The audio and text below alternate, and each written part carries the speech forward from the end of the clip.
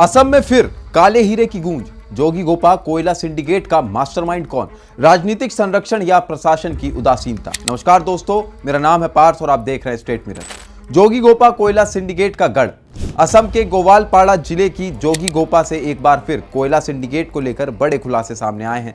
मुख्यमंत्री हेमंत बिस्वा शर्मा ने कई बार कहा है कि उनका लक्ष्य सिंडिकेट मुक्त असम बनाना है, लेकिन यहां आरोप है कि अवैध कोयला कारोबार अब भी जोर शोर से चल रहा है। राजनीतिक हलकों में खबर है कि बीपीएफ के एक नेता के संरक्षण में यह सिंडिकेट संचालित हो रहा है। वहीं टीसीएलसीसी के अध्यक्ष जांगीला हाजोवारी को इस अवैध धंधे का मास्टरमाइंड बताया जा रहा है। ट्रक और काला हीरा। सूत्रों के अनुसार जोगीघोपा में कोयला ढोने वाली हर ट्रक से 7,000 रुपए वसूले जा रहे हैं। आरोप है कि ट्रकों में कोयला लादते समय परिवहन विभाग के नियमों की खुलेआम अनदेखी की जा रही है। निर्धारित सीमा से अधिक कोयला लादकर अवैध तरीके से कारोबार किया जा रहा है। ये सिंडिकेट न केवल जोगीघोपा तक सीमित है, बल्कि मेघालय से गोवालपाड़ा होते हुए लगातार चलता रहा है। इस अवैध कारोबार में कथित रूप से कुछ अधिकारियों की भी मिलीभगत की खबरें सामने आई हैं। सबसे बड़ा सवाल यह है कि जब मुख्यमंत्री हेमंत बिस्वा शर्मा लगातार सिंडिकेट मुक्त असम बनाने की बात कर रहे हैं,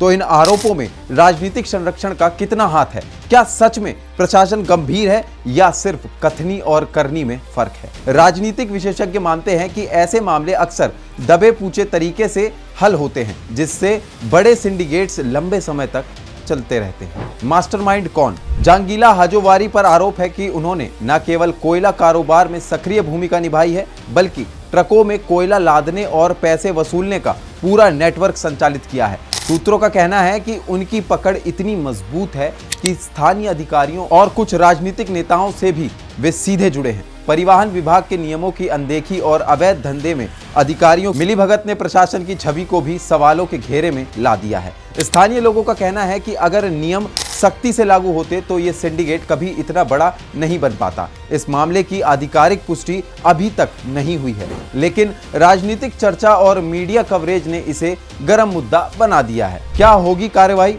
अब बड़ा सवाल यह है कि सरकार इस मामले में क्या कदम उठाएगी। मुख्यमंत्री हेमंत बिस्वा शर्मा के भाषण और नीतियों के बीच ये मामला असम के प्रशासन और कानून व्यवस्था की परीक्षा बन गया है। क्या जोगीघोपा का ये कोयला सिंडिकेट सच में खत्म होगा या राजनीतिक संरक्षण और स्थानीय दबाव इसे लंबे समय तक चलने देंगे? स्थानीय लोग और मीडिया लगातार इस पर नजर बनाए हुए है। जनता उम्मीद करती है कि आरोपियों के खिलाफ सख्त कार्रवाई होगी और असम में अवैध कोयला कारोबार को रोकने के लिए प्रशासन सक्रिय होगा। इस पूरी कहानी में एक बड़ा सबक यह है कि राजनीतिक संरक्षण और प्रशासनिक उदासीनता मिलकर कैसे सिंडिकेट को लंबे समय तक जीवित रखती है। भविष्य में खतरा। विशेषज्ञों का कहना है कि अगर ऐसे सिंडिकेट्स पर कड़ी और समय पर कार्रवाई नहीं हुई तो ये सिर्फ जोगीघोपा तक सीमित नहीं रहेंगे।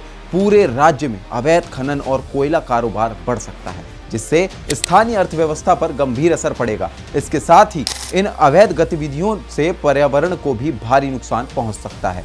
नदियों, जंगलों और जमीन में प्रदूषण बढ़ सकता है। स्थानीय किसानों और ग्रामीणों की जिंदगी पर भी इसका सीधा असर पड़ेगा, क्योंकि मिट्टी की उर्वरता घट सकती है और जल स्रोत दूषित हो सकता है। सिर्फ यही नहीं, ये सिंडिकेट राज्य में कानून व्यवस्था को भी चुनौती दे सकते हैं। जब राजनीतिक संरक्षण के साथ अवैध कारोबार फल फूल रहे हैं, तो अन्य अपराधी और धंधेबाज भी हौसला पा सकते हैं और नए सिंडिकेट्स राज्य के अन्य हिस्सों में फैल सकते हैं। ऐसे में ये सवाल उठता है कि मुख्यमंत्री हेमंत बिस्वा शर्मा के सिंडिकेट मुक्त असम का सपना कब हकीकत बनेगा। अगर कार्रवाई देर से हुई तो ये न सिर्फ एक आर्थिक और सामाजिक खतरा बन सकता है, बल्कि राजनीतिक विवादों और भ्रष्टाचार की नई चुनौती भी पैदा कर सकता है। जोगीघोपा कोयला सिंडिकेट का मामला सिर्फ असम का मुद्दा नहीं, बल्कि पूरे देश के लिए चेतावनी है। राजनीतिक संरक्षण और अवैध धंधों के बीच जनता का विश्वास कैसे बना रहेगा? हमारी ये खबर आपको कैसी लगी हमें कमेंट में जरूर बताएं और ऐसी तमाम जानकारी के लिए बने रहिए स्टेट मिरर के साथ।